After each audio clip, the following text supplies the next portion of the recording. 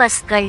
விடுமுறையில் பொங்கலை சொந்த ஊரில் கொண்டாட மக்கள் வசதிக்காக சிறப்பு பஸ்கள் உட்பட 21.904 பஸ்கள் இயக்கப்பட்டன. அதேபோல் சொந்த ஊரிலிருந்து பணிபுரியும் கல்வி கற்கும் இடங்களுக்கு மக்கள் திரும்பி வரவும் நேற்று முதல் பஸ்கள் இயக்கப்பட்டு வருகின்றன. அதன்படி வரும் 19ஆம் தேதி வரை சென்னை உள்ளிட்ட பல்வேறு இடங்களுக்கும் 12.216 சிறப்பு பஸ்கள் உள்பட மொத்தம் 22.676 பஸ்கள் இயக்கப்படுகின்றன.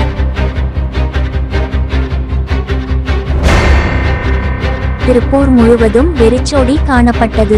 திருப்பூரில் பொங்கல் விடுமுறை காரணமாக கடைகள் அனைத்தும் அடைக்கப்பட்டிருந்ததால் திருப்பூரில் பரபரப்பாக காணப்படும் பகுதிகள் நேற்று வெறிச்சோடி காணப்பட்டது.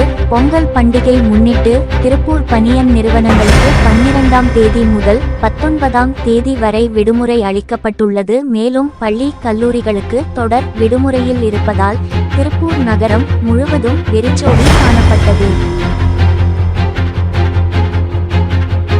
விடாமுயற்சி ட்ரெய்லர் சர்ப்ரைஸ் கொடுத்த லைகா.